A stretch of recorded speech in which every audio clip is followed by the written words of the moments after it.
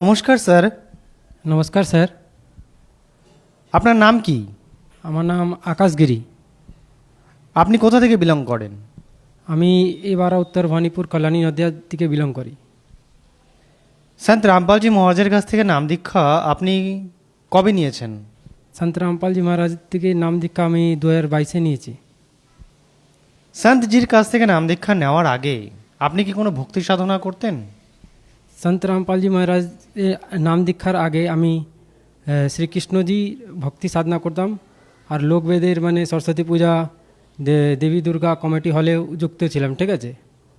আরও নানা প্রকারের মানে সাধনা যে আছে মানে যেতামই, মানে মন্দির যেতাম, হনুমান মন্দিরে যেতাম মাঝে মাঝে, এগুলো আমি করতাম। রাস্তায় মন্দিরে যেখানেও মন্দির দেখতাম প্রণাম করতাম, আর যেখানেও মানে আমাকে দেবী দেবতা সাধনা মানে দেবী দেবতা মানে ভগবানে থাকলে ওইখানেও মানে আমি প্রণাম করতাম। তো আপনি এত ভক্তি সাধনা করতেন, এগুলো ছেড়ে আমি সন্ত রামপালজি মহারাজের শরণে কেন আসলেন? আমি শারীরিক রূপ দিয়ে অসুস্থ ছিলাম, ঠিক আছে, আর রোগের কারণ আমি কিছু খেতে পারতাম না আর ভুগছিলাম। তা লাস্টে আমি ভক্তি সাধনাটা করি, ঠিক আছে। তাহলে আমি শ্রীকৃষ্ণজি আর দেবী শুনেছিলাম ভগবান রোগ ঠিক করে দেয়, তা আমি শ্রীকৃষ্ণজি আর ভক্তি করা স্টার্ট করে দিলাম। আবার গীতা পড়তে লাগলাম। গীতার মধ্যেও লেখা লেখা মানে আমি যে লোক বেদে ভাবতাম কি ভগবান তো সব ঠিক করে দেয়, তাহলে আমি গীতা উতা পাঠ করতাম, আবার ওম নামের জপ করতাম, ঠিক আছে। আর শ্রীকৃষ্ণকে ইষ্ট মানতাম, তো পুজো করতাম, কেন ভগবান সব রোগ নাশ করে দেয় আর পাপ মুক্ত করে দেয়, এই জন্য আমি করতাম। তাও আমার রোগ ঠিক হচ্ছিল না। তাহলে লাস্টে আমি বিহারে যাই। বিহারে যাওয়ার পরে একটা জ্ঞানগঙ্গা বই পড়া ছিল, ঠিক আছে। ওই মধ্যে পড়া ছিল, আবার ওই মধ্যে লেখা ছিল কি গীতা মানে সাধনা করলে রোগ বেদ ভগবান সব ঠিক করে দেয়। তাহলে আবার ওর মধ্যে গীতার অনেক বিষয়গুলো দেওয়া ছিল, মানে যেমনি ওর মধ্যে লেখা ছিল মানে ব্রহ্মা বিষ্ণু মাতা পিতা এই আছে, মানে অনেক জ্ঞানের ব্যাপারে লেখা ছিল। তাহলে আমি ওই পড়ার পরে গীতার মধ্যে মেলানোর পরে আর অনেকজনের অনুভব শোনার পরে মানে রোগের কারণে আমি গুরুজি কাছে দীক্ষা নিলাম। যেমনি আমার তাও বিশ্বাস হচ্ছিল না। আমি যেদিন যাচ্ছিলাম দীক্ষা নিতে, ওদিন আমার মনে আসছিল কি আমাকেও ডেকেছে, কোনো আমার কিডনি ফিডনি কোনো বার করে নিবে না তো, এই ভয় দিয়ে আমি যাচ্ছিলাম না। মানে আমাকে ফোন করেছিল আশ্রম থেকে কি আপনি আসেন, আমার ভয়ে একটা মনে একটা এমন ভয় বসে গেছিলো, কেন কি লোকবেদে অনেক সাধনা হতো, ঠিক আছে, যেখানে মানে সব মানে এমন ভিতরে একটা ভয় বেসে গেছিলো, মানে কারো উপরে বিশ্বাস করতে পারছিলাম না কি কখন কি করে দিবে না করে দিবে, এই ভয় আমি কোথাও যাই না। মানে কি আছে না, আননোন পারসন আমাকে ফোন করেছে কি আমাকে সাধনা করতে হবে, ঠিক আছে, আপনার ঠিক হয়ে যাবে, আপনি একবার আসেন। তা আমি একজন দিয়ে টাকা নিই। টাকা ধার নেওয়ার পরে চূড়াডাঙ্গা নামদান সেন্টার আছে, ওখানে যাওয়ার পরে তাও মনে কেন হচ্ছিল না। তার যাওয়ার পরেই আমাকে বললো আপনি জ্ঞানটা বুঝেছেন, মানে যা বলছে আপনি দীক্ষাটা নেন হবে। যেমনি আমি দীক্ষা নিই, ঠিক আছে, আর অমৃত জলটা একটু গ্রহণ করি, ঠিক আছে, তারপরে আমার খাওয়া ডাইজেস্ট মানে খেতে স্টার্ট হয়ে যায়। আর গুরুজির নামের এত পাওয়ার আছে, যেমনি কিছুদিন সাধনা করার পরে আমি ধীরে ধীরে সুস্থ হয়ে যাই। যেমনি আমি শুনেছি মানে সন্ত রামপালজি শরণে যাওয়ার পরে লাখ লাখ মানুষের রোগ ঠিক হয়ে যায়, ঠিক আছে, আর্থিক প্রবলেম ঠিক হয়ে যায়, এই শুনে আমি নাম দীক্ষা নিয়েছি। আবার উনার জ্ঞানটা আমাদের গীতাবেদ অ্যাকর্ডিংয়ে আছে, প্রমাণ সহিত। বিনা প্রমাণ সহিত সন্ত রামপালজি মহারাজ কিছু বলেন না, ঠিক আছে। তো আকাশবাবু, আপনার মনের মধ্যে যে ধারণা ছিল যে সন্ত রামপালজি মহারাজের কাছ থেকে নাম দীক্ষা নিলে কিছু উপকার পাওয়া যাবে বা কিছু সমস্যার সমাধান হবে আমার, হ্যাঁ, তো আপনার সমস্যার কি সমাধান হলো ওনার শরণে আসার পরে? সন্ত রামপালজি মহারাজের শরণে আসার পরে আমার সমস্যা ধীরে ধীরে সমাধান হয়ে গেছে। যেভাবে আমি ভক্তি সাধনা করতে গেলাম, মালিকের নিয়ম নিভালাম, ঠিক আছে, ধীরে ধীরে আমার রিলিফ হতে গেল, ঠিক আছে। আর গুরুজির নামে এত গুরুজির মন্ত্র শক্তি নামের এত পাওয়ার আছে কি আদমি বিকার এমনি ছেড়ে দেয়, ঠিক আছে। যেমনি নেশা ভাঙ যে করে ছাড়তে পারে না, ওইগুলোও মানুষ ছেড়ে দেয়। যে মাছ খাচ্ছে ও মানে ছাড়তে পারছে না, ও মালিকের নামে এত পাওয়ার আছে কি ওইগুলো মানুষ ছেড়ে দেয়। সন্ত রামপালজি মহারাজ শরণে আসার পরে আমার আর্থিক লাভ হয়েছে, মানে যেমনি আমার আগে কাজ পারতাম না। আর গুরুজি শরণে আসার পরে আমার নানা প্রকারে কাজের অফার আসছে, মানে কখন সিকিউরিটি গার্ড, কখন ডাটা এন্ট্রি অপারেটর, ঠিক আছে, কখন কোনো না কোনো কাজ গুরুজি দেয় আমাকে পেতেই থাকি কোনো জায়গা। আগে তো কোনো কাজই পারতাম না, অনেক চেষ্টা করতাম, পার্টির এদিকে ওদিকে ঘুরতাম কাজের জন্য, কিন্তু কাজ পেতাম না। গুরুজি শরণে আসার পরে আমাকে কাজের অনেক অফার এসছে, আর আমি কাজ মালিকের দেওয়া কাজও করেছি।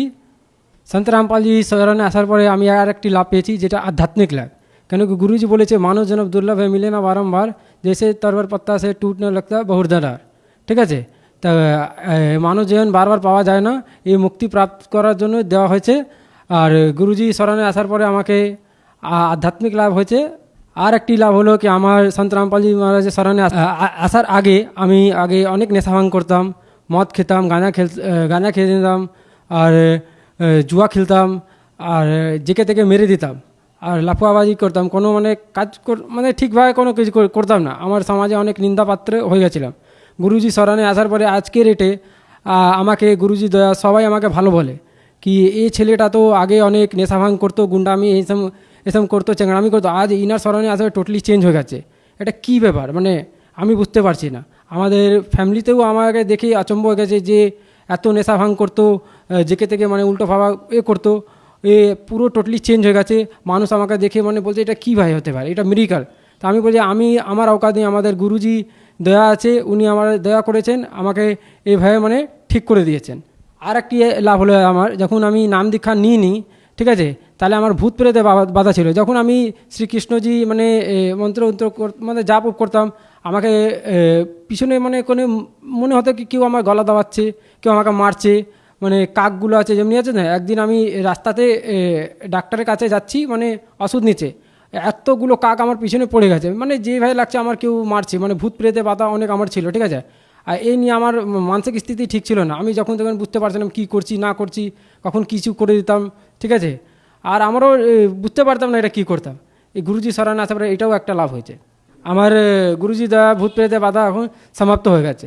আর একটি লাভ হলো গুরুজি দয়া কি, আমি যেমনি নাম দীক্ষা নিয়ে এসেছি, কিছু মাস পরে আমাদের বাবা ধীরে ধীরে মাছ মাংস মানে বাড়িতে যে রান্না হয় তো মানে মানে ছেড়ে দিয়েছেন, মানে খায় না। আমার ফ্যামিলিতেও সব কিছু মানে ধীরে ধীরে ছেড়ে দিয়েছিল, এটাই লাভ হয়েছে।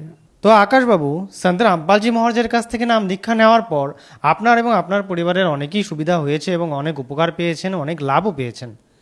তো যারা আজকে আপনাকে দেখছে, নবযুব সমাজ যেরকম নেশায় আক্রান্ত হয়ে থাকে এবং আপনারই মতো গুন্ডাগার্দি বা এটা সেটাতে লিপ্ত হয়ে থাকে, সেই সমস্ত যুব সমাজকে আপনি কি বার্তা দিতে চান?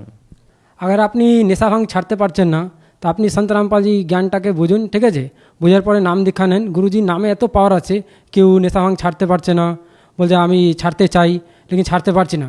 আমি বলছি ওনার জ্ঞানটা বুঝুন, ওনার নামে এত পাওয়ার আছে কি আপনি নেশা ভাঙ এমনিই ছেড়ে দেবেন। এত আমাদের নেশা মুক্তি কেন্দ্র তৈরি হয়েছে যে নেশা ছাড়াতে পারছে না। গুরুজি সির নাম মাত্র নাম দান দিয়েই নেশা ছেড়ে দিচ্ছে। তাহলে আপনি গুরুজি শরণে আসেন, আর এনার দীক্ষা নেওয়ার পরে আপনি পার্মানেন্টলি নেশা ছেড়ে দিতে পারবেন। আচ্ছা স্যার, আপনার এই কথাটি শুনে, আপনার এই বার্তা শুনে যদি কেউ কোনো ভাই বোন তার নেশাকে ছাড়াতে চায় এবং তার জীবনকে শুধরাতে চায় এবং সন্ত রামপালজি মহারাজের উপদেশ অনুযায়ী এবং সন্ত রামপালজি মহারাজের নাম দীক্ষা নিয়ে তার দেখানো পথ অনুসারে চলতে চায়, তো তিনি কিভাবে সেটা পারবেন? তার কি উপায় আছে? কিভাবে তিনি সন্ত রামপালজি মহারাজের কাছ থেকে নাম দীক্ষা নিতে পারবেন? সন্ত রামপালজি মহারাজের আগে আপনি নাম দীক্ষা নিতে চান তো আপনি জ্ঞানগঙ্গা বইয়ের পিছনে নাম্বার দেওয়া আছে আশ্রমে, ওইখানে কন্ট্যাক্ট করেও আপনি দীক্ষা নিতে পারেন। সন্ধ্যা 7:30 সময় সন্ত রামপালজি মহারাজে মঙ্গল প্রবচন হয়, আর ওনার ইয়েলো পেজে নাম্বার ডিসপ্লে হয়, আপনি ওইখানেও দিয়ে আপনি নাম দীক্ষা নিতে পারেন মানে কন্ট্যাক্ট করে। আর ওনার ইউটিউবের চ্যানেলে গিয়ে মানে ইউটিউব চ্যানেলে সার্চ মেরেও আপনি ওইখানে নাম্বার পাবে, ওইখান দিয়েও নাম দীক্ষা নিতে পারেন। স্যার, আমাদের দর্শককে আপনার জীবনের অনুভূতি বলার জন্য অসংখ্য অসংখ্য ধন্যবাদ। ঠিক আছে, ধন্যবাদ।